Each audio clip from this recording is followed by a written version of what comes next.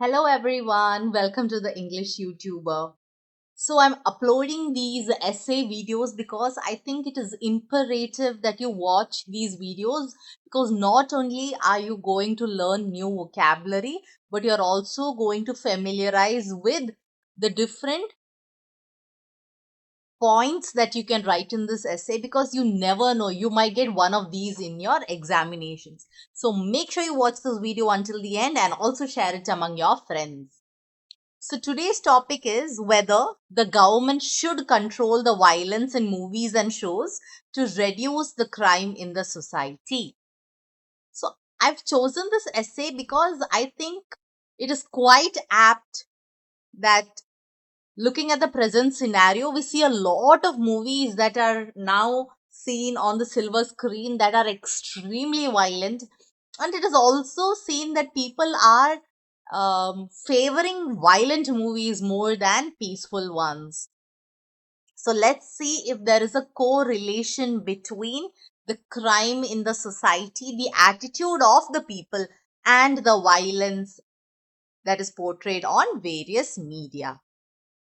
So, first, let's read the question once and understand the question well. The government should control the amount of violence in films and on television in order to decrease the violent crimes in the society.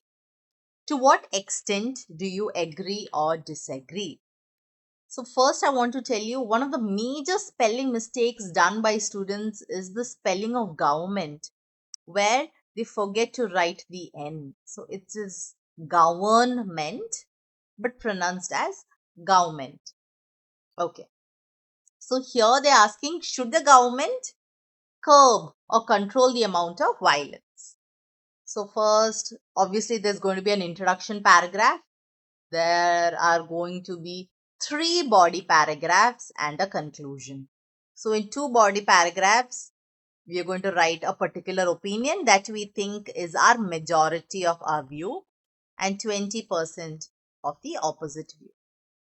So I agree to a large extent that the government should control the amount of violence in movies and in shows. So I'm going to agree and write a minimum of 4 points in body 1 and body 2 together, and 2 points refute paragraph, which is body 3. I am going to disagree to a small extent.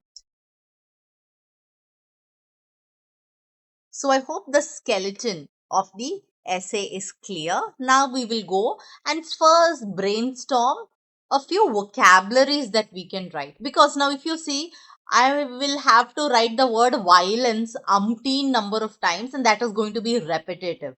So my motto is to impress the invigilator. So I'm going to find the words that I can replace every time so that I don't have to write the same words over and over again. So instead of violence, you can write bloodshed. Then what else can we write? We can write brutality, cruelty, and barbarity.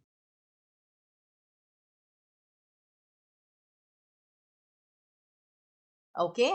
Next, instead of movie, because I don't want to write the word movie and movie all over again. Once I'm going to write film, the other time I'm going to write cinema, then I can write on the big screen, then I can also write motion picture because movie is a motion picture. Okay. Then instead of television shows, what can I write? I can write programs, I can write series, maybe that is telecasted, or I can write broadcasted, or I can even write soap opera, or some people even write as daily soaps. The next word is control. So instead of writing the government should control, I can write should keep a check, should regulate, should curb, then should restrict. Then what else can we write? Should limit, keep under control is another word that you can write. Okay, so I think this is good enough. So we have written the various vocabularies, we have formed the skeleton. Now let's go towards the points that we can write. So first in the agree paragraph. So why do you think the government should curb or regulate the amount of brutality? Is because research has proved that by watching violence, it promotes aggressive behavior in kids. And many a times they choose arms and ammunitions trying to imitate their on-screen heroes, right? And they're too naive to understand how violent these weapons are. So these are just bullet points. I usually like to write these bullet points before I start my essay so that I get an idea of what I should write. So all these points will be elaborated in the essay. The next point is it affects the mental well-being of the people. Some people might face trauma or anxiety, whereas others may show aggressive behavior. Then it causes misleading information to immature people where they might resort to crime. So after watching all these violent movies, they might get the idea that in order to seek revenge, one has to maybe murder someone or hit someone. Or we have seen that many people have done acid attacks and so on just by getting these innovative ideas through movies.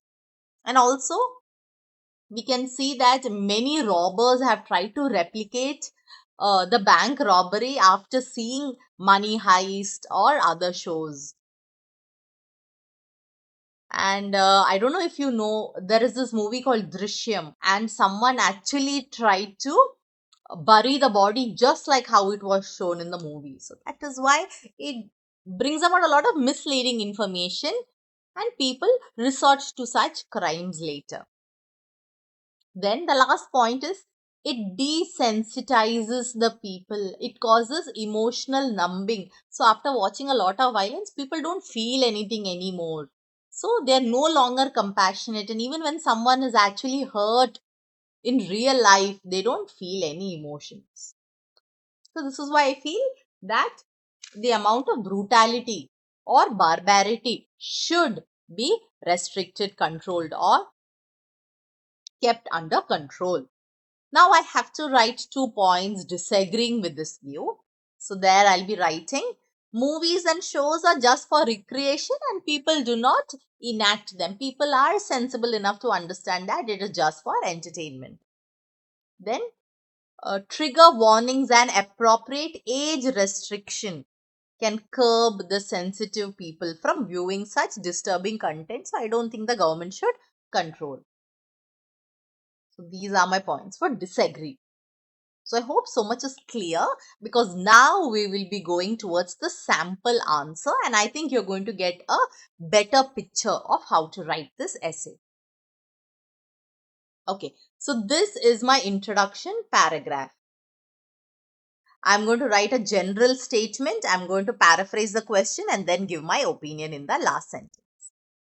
Based on research data, the total cognizable crimes have shown a long-term upward trend over the past few years, and it has also been noted that the amount of barbarity that has been broadcasted in films and soap operas have also exponentially risen. Therefore, many suggest that the government should limit the amount of brutality in these medias in order to curb the crimes in the society. I agree to a large extent with this view. So, in my first line, I wrote stating that the crimes have increased as compared to the past, and also the barbarity that is broadcasted in films and soap operas have also exponentially risen or surged. Then I paraphrased the question, I wrote my opinion. Now we are coming to body one paragraph where I am going to write supporting points agreeing that the violence has to be restricted. The major reason is that research over the years indicate that frequent childhood exposure to violence over media is a significant predictor of aggressive behavior in adulthood.